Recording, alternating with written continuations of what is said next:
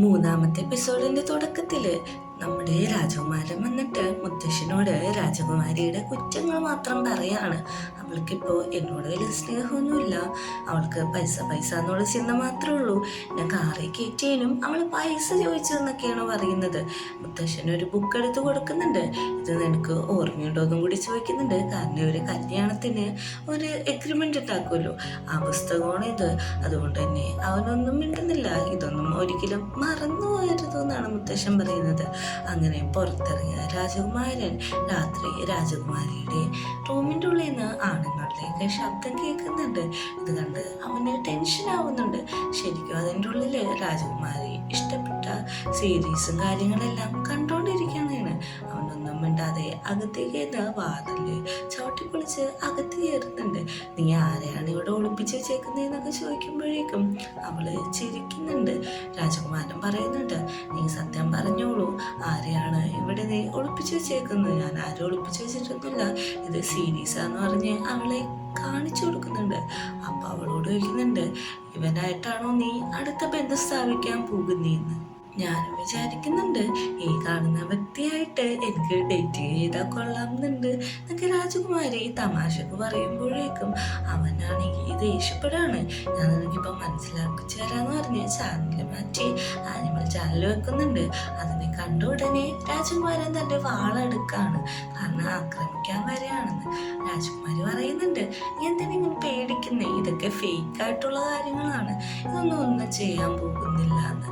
പെട്ടെന്ന് തന്നെ ഇവർ തമ്മിൽ വർത്താനം പറഞ്ഞ് തല്ലി പിടിക്കാണ്. രാജകുമാരനാണെങ്കിൽ രാജകുമാരിനെ കൊണ്ട് സോഫയിലേക്ക് മറഞ്ഞു വീഴാണ്. അവളാണെങ്കിൽ ഈ ഒരു മൊമെന്റിൽ നല്ല രീതിയിൽ നെട്ടുന്നുണ്ട്. രാജകുമാരൻ പറയുന്നുണ്ട്, നിനക്ക് ഞാനല്ലാതെ വേറൊരു ഹസ്ബൻഡ് ഉണ്ടാവാനും പാടില്ല, എന്നെ അല്ലാതെ വേറൊരാളെ നീ ആ സ്ഥാനത്ത് കാണാനും പാടില്ലെന്ന്. നമ്മുടെ രണ്ടാം ഭാര്യയാണെങ്കിൽ അച്ഛൻ്റെ അടുത്ത് ചെന്നേക്കാണ്. രാജകുമാരൻ എന്നോട് ഇപ്പോൾ വലിയ താല്പര്യമൊന്നുമില്ല, ഇങ്ങനെ പോയിട്ടുണ്ടെങ്കിൽ എൻ്റെ അവിടുത്തെ സ്ഥാനം പോകും, നമുക്ക് രാജ്യവും അടക്കി ഭരിക്കാനായിട്ട് കിട്ടില്ല എന്ന് പറയാണ്. അച്ഛൻ പറയുന്നുണ്ട്, ഞാൻ നിനക്ക് ഒരു ഉപകാരം ചെയ്തു തരാം, പറയുന്ന പോലെ നീ ചെയ്താൽ മതി എന്ന്. അവളാണെങ്കിൽ ആ ഉപദേശം എല്ലാം കേട്ടിട്ട് കൊട്ടാരത്തിലേക്ക് എത്താണ്. രാജകുമാരനും മകളും കൂടി രാജകുമാരിയുടെ അടുത്ത് ചെല്ലാണ്. ഇട്ട് പറയുന്നുണ്ട്, ഇവൻ ഈ റൂമൊക്കെ ഒന്ന് കാണണം, അതുകൊണ്ടാണ് ഞങ്ങളിങ്ങനെ വന്നേക്കണേന്ന്. രണ്ടാം ഭാര്യയാണെങ്കിൽ ഇവര് സംസാരിക്കുന്നതെല്ലാം പുറത്തു നിന്ന് കേൾക്കാണ്. രാജകുമാരി പറയുന്നുണ്ട്, ഓക്കെ, നിങ്ങൾ എന്തായാലും ഇത്ര നേരം വന്നതല്ലേ, നിങ്ങൾ ഇവിടേക്കൊന്ന് കണ്ടോളൂ, എനിക്ക് പ്രശ്നമൊന്നുമില്ല, ഒന്നും നശിപ്പിക്കരുത് എന്ന് പറയുന്നുണ്ട്. കുട്ടി അങ്ങനെ എല്ലാം കാണാനായിട്ട് അകത്തേക്ക് ഓടുകയാണ്. എല്ലാം കണ്ടു കഴിഞ്ഞ് അവൻ തിരിച്ചു വരുന്നുണ്ട്. ഞാൻ ഈ മുറയെല്ലാം കണ്ടു, ഇനി നമുക്ക് പോകാന്ന് പറയാണ്. അങ്ങനെ രണ്ടുപേരും കൂടി അവിടുന്ന് ടാറ്റ പറഞ്ഞിട്ട് തിരിച്ചു പോകുന്നതാണ് കാണിക്കുന്നത്. രാജകുമാരിയാണെങ്കിൽ ഇവര് പോകുന്നത് നോക്കാൻ പുറത്തേക്ക് വരുമ്പോഴാണ് രണ്ടാം ഭാര്യ സൈഡിൽ നിൽക്കുന്ന കാര്യം അവള് കാണുന്നത്. എന്താണ് ഇവിടെ നിൽക്കുന്നതെന്ന് ചോദിക്കുന്നുണ്ട്. ഞാനൊന്നുമല്ല, സിസ്റ്ററിനൊന്ന് കാണാമെന്നാന്ന് പറയുന്നുണ്ട്. അങ്ങനെ അകത്ത് രാജകുമാരി TV കണ്ടുകൊണ്ടിരിക്കുമ്പോഴേക്കും രണ്ടാം ഭാര്യ അവിടെ നിൽക്കുന്നുണ്ട്. അവളൊരു ഗ്ലാസ് വെള്ളത്തിട്ട് അച്ഛൻ കൊടുത്ത് വിട്ട ആ പൊടി ഇടുന്നുണ്ട്. അത് വെള്ളത്തിൽ കലക്കിയിട്ട് രാജകുമാരിക്ക് കുടിക്കാൻ വേണ്ടി കൊടുക്കുകയാണ്. പറയുന്നുണ്ട്, ഇത്ര നേരം നിർത്തിയിരുന്നല്ലേ, ക്ഷീണം കാണും, ഈ വെള്ളം എന്തായാലും കുടിച്ചോളാൻ പറയുന്നുണ്ട്. രാജകുമാരി ഒന്നും വേണ്ടാതെ ആ വെള്ളം മേടിച്ച് കുടിക്കുകയാണ്. അവളത് കുടിച്ചു കഴിഞ്ഞതും നല്ല രീതിക്ക് ബോധം പോകുന്നുണ്ട്. അവള് തല ഇറങ്ങി താഴത്തേക്ക് വീഴുകയും പയ്യെ പയ്യെ അവളുടെ ബോധം നഷ്ടമാകുകയും ചെയ്യുന്നത്. രണ്ടാം ഭാര്യ ഈ സമയത്ത് പറയുന്നുണ്ട്, നീ മരിക്കാൻ അർഹതപ്പെട്ടവളാണ്, അത് തന്നെയാണ് നിനക്ക് വേണ്ടതെന്ന്. രാജകുമാരിയെ ബോധമെണീക്കുമ്പോൾ അവളെ കസേരയിൽ കെട്ടിയിട്ടേക്കാണ്. നീ എന്താണ് ചെയ്യുന്നതെന്ന് നോക്കുമ്പോഴേക്കും ഞാൻ നിന്നെ കൊല്ലാൻ പോവാന്ന് പറയുന്നുണ്ട്. ആ സമയത്ത് തന്നെ രാജകുമാരൻ അങ്ങോട്ടേക്ക് വരുന്നുണ്ട്. ഇത് കാണുന്ന രണ്ടാം ഭാര്യക്കാണെങ്കിൽ പെട്ടെന്ന് ടെൻഷൻ ആവുന്നുണ്ട്. രാജകുമാരി പറയുന്നുണ്ട്, കണ്ടില്ലേ, ഇതെല്ലാം കാണിച്ച് സത്യപ്പെടുത്താൻ വേണ്ടിയിട്ടാണ് ഞാൻ നിന്നോട് വരാൻ പറഞ്ഞത്, ശരിക്കും ഞാൻ ആ വെള്ളമൊന്നും കുടിച്ചിട്ടുണ്ടായില്ല എന്ന് പറയുന്നുണ്ട്. അപ്പോഴേക്കും രാജകുമാരൻ പറയുന്നുണ്ട്, നീ എന്തൊരു ദുഷ്ടിയാണ്, നീ എൻ്റെ കൂടെ നിന്നിട്ട് നീ ഇങ്ങനെയൊക്കെയല്ലേ ചെയ്തേക്കുന്നതെന്ന് പറഞ്ഞ് അവളെ നന്നായിട്ട് ദേഷ്യപ്പെടുത്തുമ്പോഴാണ് പോഞ്ചിയും രണ്ടാം ഭാര്യയുടെ അച്ഛനും കൂടി യുദ്ധത്തിനായിട്ട് അങ്ങോട്ട് വരുന്നത്.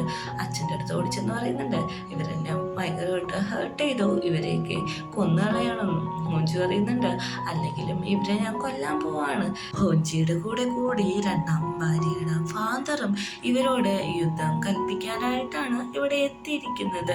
പെട്ടെന്ന് തന്നെ നമ്മുടെ രാജകുമാരൻ്റെയും രാജകുമാരിയുടെയും മകനെ പിടിച്ച് രണ്ടാം ഭാര്യ കർമ്മത്തടിക്കാണ്. ഇപ്പോഴും രാജകുമാരി പറയുന്നുണ്ട് ഇപ്പം മനസ്സിലായില്ലേ പൊട്ടൻ ചക്ക, ഇവള് നിന്നെ സ്നേഹിക്കുക എന്നല്ലായിരുന്നു എന്ന് പറയാണ്.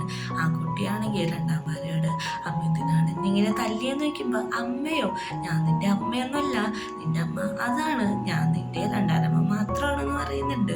ഇത് കാണുന്ന കൊച്ചിനും നല്ല രീതിക്ക് സങ്കടമാവുന്നുണ്ട്. കാരണം ഇത്രയോ നാള് ആ കൊച്ചിനോട് കാണിച്ച സ്നേഹവും അഭിനയമായിരുന്നല്ലോ. പെട്ടെന്ന് ഹോഞ്ചി പറയുന്നുണ്ട് രാജകുമാരനെ ഇങ്ങോട്ട് തന്നാ ഈ കൊച്ചിനെ വിട്ടുതരാന്ന്. അങ്ങനെ രാജകുമാരി വരാന്ന് സമ്മതിക്കുന്നുണ്ട്. പകുതി എത്തുമ്പോൾ കൊച്ചിനെ അകത്തേക്ക് തള്ളിയിട്ടിട്ട് അവള് ഒരു മിസൈൽ പോലത്തെ സാധനം അവള് തോഴിയുടെ അടുത്തുനിന്ന് പെട്ടെന്ന് വലിച്ചെടുക്കാണ്. ഇതുകൊണ്ടിട്ട് അങ്ങോട്ട് ഷൂട്ട് ചെയ്യാണ്. ഇതിൽ നിന്ന് വരുന്ന തീയില് അവര് എല്ലാവരും പരിക്കുകൾ പറ്റിയിട്ട് താഴത്തേക്ക് വീഴാണ്. ഇത് കാണുന്ന രാജകുമാരി പറഞ്ഞിട്ടുണ്ട് എന്നോട് കളിക്കാൻ പറ്റരുതെന്ന് ഞാൻ പല പ്രാവശ്യം പറഞ്ഞതാണ്, ഇനി എൻ്റെ വഴിക്ക് വന്നു പോകരുതെന്ന്. അങ്ങനെ നിൽക്കുമ്പോഴാണ് രണ്ടാം ഭാര്യ എണീറ്റിട്ട് രാജകുമാരനെ കുത്താനായിട്ട് വരുന്നത്. പെട്ടെന്ന് തന്നെ രാജകുമാരൻ അതിൻ്റെ ഇടയിൽ കയറി ആ കുത്ത് കിട്ടുന്നത് രാജകുമാരനാണ്. അവൻ്റെ വറ്റിയിട്ടാണ് ആ കുത്ത് കിട്ടുന്നത്. പെട്ടെന്ന് തന്നെ അവൻ പയ്യെ പയ്യെ അബോധാവസ്ഥയിലേക്ക് പോകാണ്. രാജകുമാരനാണെങ്കിൽ ഇങ്ങനെ അപകടം പറ്റിയത് കണ്ടിട്ട് രാജകുമാരി ഓടി വന്ന് താങ്ങി പിടിക്കാണ്. അവളോട് ചോദിക്കുന്നുണ്ട് അവസാനമായിട്ട് ഞാൻ ചോദിക്കാണ്, എനിക്ക് നീ ഒരു ചാൻസ് കൊണ്ട് തന്നെ, എനിക്ക് നിന്നെ അത്രയധികം ഇഷ്ടമാണെന്നാണ് പറയുന്നത്. അങ്ങനെ രാജകുമാരൻ ഉറക്കം എണീക്കുമ്പോഴേക്കും സ്വന്തം മകനാണ് അടുത്തിരിക്കുന്നത്. അമ്മ എന്നെ ചോദിക്കുന്നുണ്ട് അമ്മ നിനക്കൊരു കത്ത് തരാൻ പറഞ്ഞായിരുന്നു, എന്നിട്ട് ഇവിടുന്ന് പോയി എന്നാണ് പറയുന്നത്. കത്തോ, എന്ത് കത്താണെന്ന് ചോദിക്കുന്നുണ്ട്. അങ്ങനെ രാജകുമാരൻ ആ കത്ത് എടുത്ത് വായിക്കാണ്. അതിൽ പറഞ്ഞിരിക്കുന്ന വേറെ ഒന്നല്ല, ഞാനും മുത്തച്ഛനും കൂടി ഈ ലോകം കാണാൻ പോവാണ്. എനിക്ക് നിങ്ങളുടെ ഭാര്യയായിട്ട് ജീവിച്ച് മടുത്തു, എനിക്ക് ഇനി സ്വന്തമായിട്ട് ജീവിക്കണമെന്നാണ് ആഗ്രഹം. അതുകൊണ്ട് ഞാൻ ഈ നാട് വിട്ടേ പോവാണ്. പിന്നെ ഞാൻ നിങ്ങളെ അത്രയധികം സ്നേഹിച്ചിരുന്നു, നിങ്ങളും മോനും നന്നായിട്ട് ജീവിക്കണം എന്ന് തുടങ്ങിയ കാര്യങ്ങളൊക്കെയാണ് ആ കത്തിൽ എഴുതിയിരിക്കുന്നത്. അതായത് മൂവ് ഓൺ ചെയ്യണം, എന്നെ ആലോചിച്ച് ജീവിക്കരുതെന്ന്. മുത്തച്ഛനാണെങ്കിൽ ഭയങ്കര സന്തോഷത്തിലാണ്, കാരണം കാറിൽ കയറിയാണല്ലോ യാത്ര ചെയ്യുന്നത്. അങ്ങനെ അവര് യാത്ര തുടങ്ങുകയാണ്. നമ്മുടെ രാജകുമാരിയുടെ മകൻ ചോദിക്കുന്നുണ്ട് അമ്മ തിരിച്ചു വരുമെന്ന്. അമ്മ തീർച്ചയായും തിരിച്ചു വരും, അമ്മയുടെ ഇഷ്ടങ്ങൾക്കാണ് അച്ഛൻ പ്രയോറിറ്റി കൊടുക്കുന്നത്. അമ്മ പോയിക്കോട്ടെ, അമ്മക്ക് എപ്പോഴാണ് നമ്മളെ കാണേണ്ടതെന്ന് വെച്ചാൽ തിരിച്ചു വരട്ടെ, നമുക്ക് അതിന് വലിയ കാര്യങ്ങൾ ഇവിടെ ചെയ്യാനുണ്ടെന്ന് മകനെ പറഞ്ഞ് മെച്ചൂരോടെ സംസാരിക്കുകയാണ്. ഈ സീനെ കാണിച്ചിട്ടാണ് ഈ മൂവി അവസാനിക്കുന്നത്. നല്ലൊരു മൂവി ആയിരുന്നു. മൂവിനെ കുറിച്ചുള്ള അഭിപ്രായം എന്തായാലും കമൻറ്റ് ചെയ്യണം.